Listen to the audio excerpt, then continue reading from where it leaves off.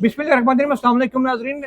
इमरान खान साहब के जिस्मानी रिमांड की इस्तदा की गई थी पंजाब हुकूमत की जानिब से आज, और जस्टिस हाशिम काकड़ की सरबराही में जस्टिस सलाउद्दीन पंवर और जस्टिस इश्तियाक इब्राहिम साहब की का ये तीनों की बेंच था, जिसने उन इस्तदाओं को मुस्तरद किया और दरखास्तें निपटा दी, ये कहते हुए कि ट्रायल कोर्ट अगर चाहे तो ट्रायल रुजू कर सकती है हुकूमत ट्रायल कोर्ट से, और वहाँ पर इमरान खान साहब को और उनके वकला को हक होगा कि इस दरखास्त की मुखालफत कर सकें।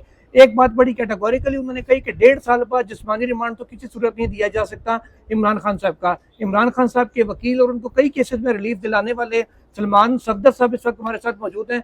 सर, बहुत शुक्रिया आपका टाइम देने का। पहले तो ये बताएं कि आज जो ऑर्डर हुआ है, क्या आप इससे मुतमईन हैं और इसको अपनी कामयाबी समझते हैं?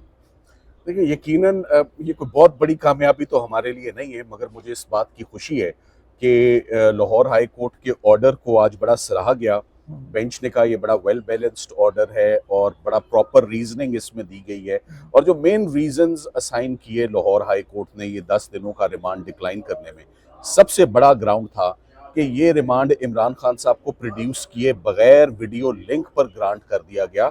ये पाकिस्तान में कोई इसकी नज़ीर नहीं मिलती। आपको जो रिमांड है वो जब तक मुल्ज़िम अदालत के सामने पेश ना हो तब तक रिमांड नहीं दिया जा सकता। सो नंबर 1 ग्राउंड ये थी कि इमरान खान साहब को फिजिकली प्रोड्यूस नहीं किया गया, वीडियो लिंक हुआ। नंबर 2, मैंने कहा कि 14 माह तक इमरान खान साहब जेल में मौजूद थे।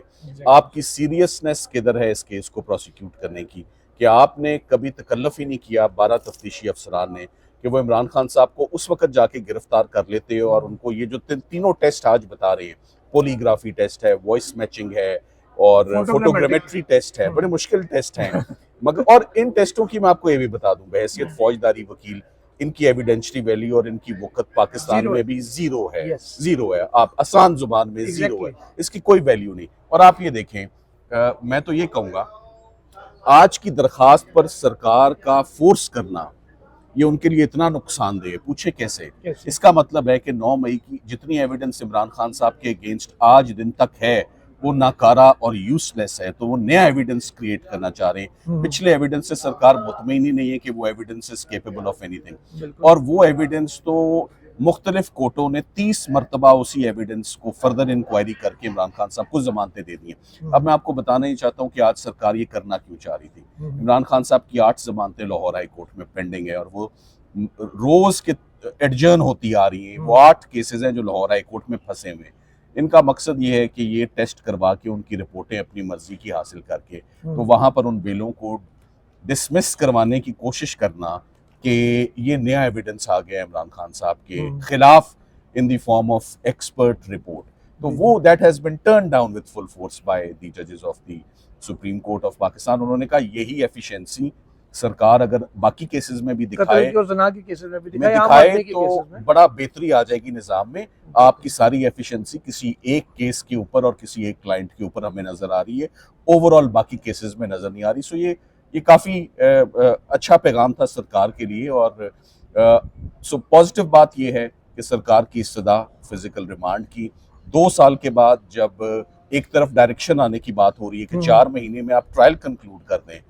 एक अदालत GHQ केस रावलपिंडी जो है वो 22 से 23 गवाह अपने एग्जामिन कर चुकी है। तो इतनी एडवांस स्टेज पे, जिसे कहते हैं when much water has passed under the bridge, तो आज आप कह रहे हैं कि हमें फिजिकल कस्टडी चाहिए।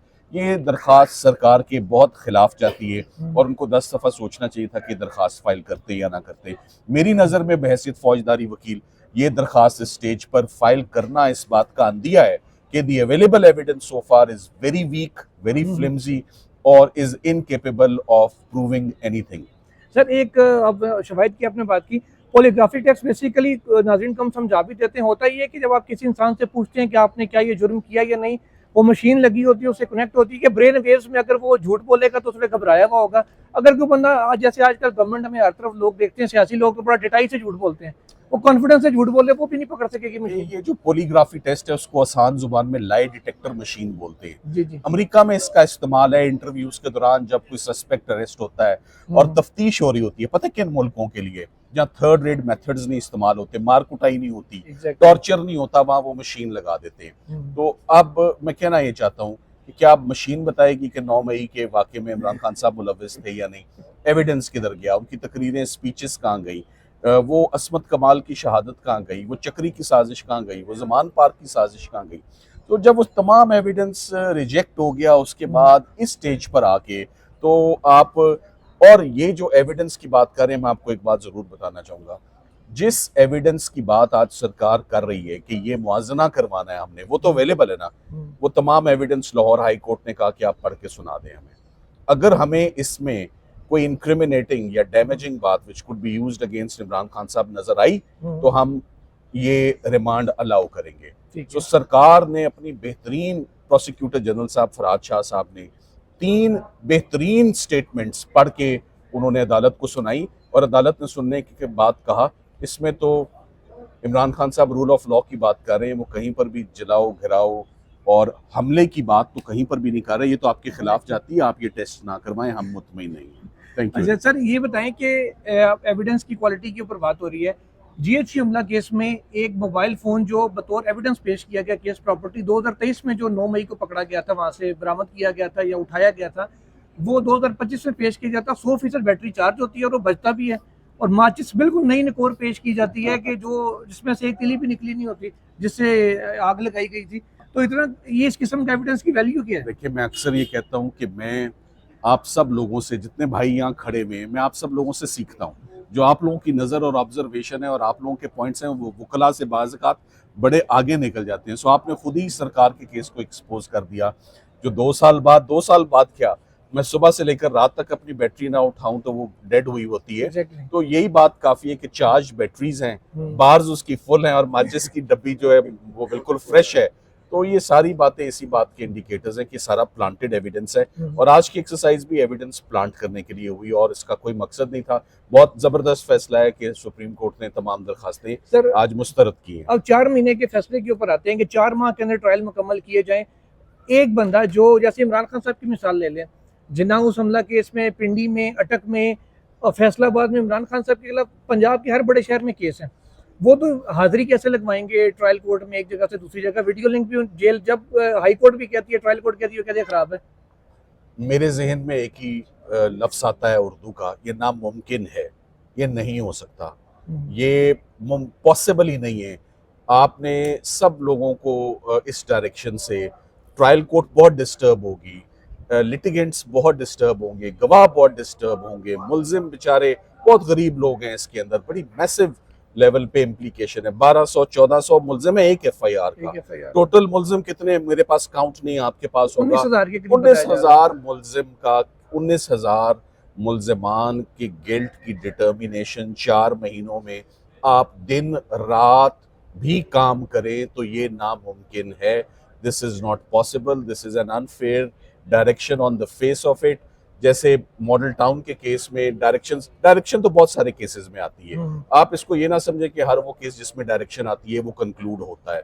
मेरे पास दफ्तर में मैं आपको 100 केसेस दिखा दूंगा, डायरेक्शन पड़े हुए हैं सुप्रीम कोर्ट के, और साल हो गया, 2 साल हो गए। अदालत जब तक एप्लीकेशंस को नहीं निपटाएगी, जब तक जिरा की अपॉर्चुनिटी, अदालत किसी एक मुल्जिम को तो नहीं ना कह सकती कि आपका राइट बस इधर ही खत्म, आप मजीद सवाल नहीं पूछ सकते। 10A तो मौजूद है ना सर? 10A मौजूद है। अगर 1000 मुल्जिम है तो 25, 30, 35 तो वकील हो सकते हैं ना, इससे ज्यादा ही होंगे, हर किसी ने जिरा करनी है। सो मुझे ये फीजेबल नहीं लग रहा, मुझे ये प्रैक्टिकल नहीं लग रहा, मुझे ये अचीवेबल नहीं लग रहा, मुझे ये डूएबल नहीं लग रहा। मुझे लग रहा है कि इसमें सरकार के लिए बहुत, इसमें मुल्जिमों से ज्यादा सरकार के लिए और जजेस के लिए दिक्कत पैदा करेगा ये 4 महीने का ऑर्डर, और ये कभी भी इम्प्लीमेंट नहीं सर, को रिव्यू करेंगे इस फैसले को सुप्रीम कोर्ट में? मेरा ख्याल है जरूर इस पे देखा जाएगा। देखना तो ये मुझे तो समझ नहीं आ रही, एक तरफ 4 महीने का डायरेक्शन है, खुशी कहिए कि ठीक है वो अमल दरामद करा के, एक तरफ तो 4 महीने का डायरेक्शन है और दूसरी तरफ हर पेशी तो कैंसिल की जा रही है। डैला में तो कोई केस हो ही नहीं रहा, GHQ का भी नहीं हो रहा, तो मैं नहीं समझ पा रहा कि पेशियां होनी है या नहीं होनी, ये अगले हफ्ते 10 दिन में। और अब आप देखें गर्मी की आमद है, बकरा ईद भी जो है वो 4-6 हफ्ते दूर रह गई है, गर्मियों की छुट्टियां भी। तो मुझे नहीं समझ आ रही कि रमज़ान में भी सारी पेशियां कैंसिल होती रही, रमज़ान के बाद, ईद के बाद भी तमाम पेशियां कैंसिल होती रही, और आज दिन तक कैंसिल हो रही हैं, और 12-12, 15-15 दिन की इसमें तारीख डल रही है। हिकमत अमली पहले तो थी बहुत तेज़ी की, जब सारे केसेस खत्म हो गए तो अब हिकमत अमली है चूल्हा बिल्कुल आहिस्ता करने की and to go slow. Sir आखिरी चीज, आपकी इमरान खान साहब से मुलाकात की डायरेक्शन थी, पहले ही दिन आप गए, उन्होंने कहा जी बगैर ऑर्डर की हो जाएगी, तो बगैर ऑर्डर की आपकी मुलाकात नहीं हुई थी, अब आपकी मुलाकात हुई है खान साहब से? जी मेरी इमरान खान साहब से मुलाकात हो गई, वो मुलाकात मेरी परसों हुई और उसमें तमाम लीगल अमूर पे मैं एक सुकून के साथ, एक अपॉर्चुनिटी थी, मैं 40 मिनट में उनको मैंने तमाम केसेस के ऊपर ब्रीफ किया और इस केस के ऊपर भी इंस्ट्रक्शंस दी जो आज जो केस होने जा रहा था। मगर इसमें कोई पॉलिटिकल नेचर की ऑफ कोर्स वो कभी भी हमारी Obviously, वो आपका डिस्कशन तो नहीं होती, नहीं। हमारे लीगल इश्यूज थे। तो मैंने उनको एक ओवरऑल तोशाखाना में क्या हो रहा है, 9 मई के केसेस में क्या हो रहा है, अलकादिर में हमें क्या दिक्कत आ रही है। अलकादिर में हमारी सबसे बड़ी दिक्कत है कि इस्लामाबाद हाई कोर्ट हमारा कोई केस लगाने को तैयार ही नहीं है, ना अपील, ना सस्पेंशन, ना जमानत, ना खातून की, उनकी मिसेज बुशरा इमरान 7 साल की सजा है, शॉर्ट सेंटेंस है, खातून एज ऑफ राइट लगती है सस्पेंशन। अर्ली हेयरिंग्स भी दे चुके हैं, रिक्वेस्ट भी कर चुके हैं, मगर अभी तक वो नहीं लगी। मेरा ख्याल है इसके ऊपर बहुत जल्द कोई हिकमत अमली सर हमें 20 साल से करनी ज्यादा का पड़ेगी। आपका कैरियर है फौजदारी के, कभी ऐसा हुआ है कि आप अर्ली हियरिंग दरखास्त दें, वो कोर्ट में लग जाए, कोर्ट डिसाइड करे पता नहीं अर्ली हियरिंग हमने एक्सेप्ट करनी है नहीं, ये तो चैम्बर में ही होती है। हमने इमरान खान साहब के केसेस में बड़ा कुछ फॉर द फर्स्ट टाइम देखा है और सीखा है। आज भी हम सीख ही रहे थे कि सरकार कह रही है मुलजिम को पेश किए बगैर रिमांड भी हो सकता है और 2-3 साल के बाद भी जब हमारा दिल करे हम उनको ले तो जा खान सकते साहब हैं। ने कोई डायरेक्शंस आपको इशू की है ये लीगल मैटर पे, खासकर कोई पेशिया इमरान ना खान होने पे साहब कोई तशवीश इमरान जाहिर खान की है? साहब ने बिल्कुल किए और उन्होंने सबको अपनी लीगल टीम को बहुत कुछ मैसेजेस दिए हैं जो कि एक आध दिन में आपके सामने आ जाएंगे। इसी के ऊपर मेन कंसर्न इमरान खान साहब का अगर आप पूछें कि मेरी जो 1 घंटे की मुलाकात हुई है उनका फोकस किस बात पर था, सिर्फ एक बात पर था, मेरे केसेस कब फिक्स होंगे और कैसे लगेंगे और उस पर क्या हिकमत अमली है लीगल टीम की कि जब कोई अपील नहीं लगवा रहे, कोई जमानत की उनकी एप्लीकेशन। इस्लामाबाद हाई कोर्ट से तो बिल्कुल जिसे कहते हैं ना दरवाजे एज इफ बंद हो चुके हैं। धक्का लग गया। सो हमारे लिए जो अडयाला के अंदर के हालात थे वही हालात अब बाहर भी पैदा हो गए। 26वीं तरमीमें क्यों की जाती हैं? ताकि इंसाफ की फरामी में बेहतरी आए। हाँ जी। यहाँ हम बहुत पीछे चले गए। तो अडियाला में पेशियों के हवाले से खान साहब ने कुछ कहा है कि उधर भी कोई दरखास्तें दें कि जी हायर फोरम पे हम वो दे रहे हैं दरखास्तें और ट्रायल कोर्ट के पास आजकल क्या हमने दरखास्तें दी हैं, आपके इल्म में मैं लाता हूँ कि आप कैसे ये केस यहाँ पर कर सकते हैं, ये तो वहां पर, और 15 दिन के अंदर आपको एक्यूज्ड को अपने सामने पेश करना है, ये कानून में रिक्वायरमेंट है। तो जज साहब ने कहा कि मुझे बहुत और अहम फैसले लिखने और एविडेंस है जो रिकॉर्ड करनी है, मेरी मसरूफियत यहाँ है, मैं लिहाजा वहाँ नहीं जा सकता। आज के लिए इतना ही रखें। Thank you so much. नाज़रीन, सलमान सफदर साहब को आपने सुना, जिनका उन्होंने इमरान खान साहब से मुलाकात का अहवाल भी बताया और जो डायरेक्शन इमरान खान साहब ने उन्हें इशू किए हैं वो भी उन्होंने कहा कि एक आध दिन में सबके सामने आ जाएंगे। अभी तक के लिए इतना ही, फिर मुकम्मल बेंच की वीडियो के साथ हाजिर होंगे। अल्लाह हाफिज़।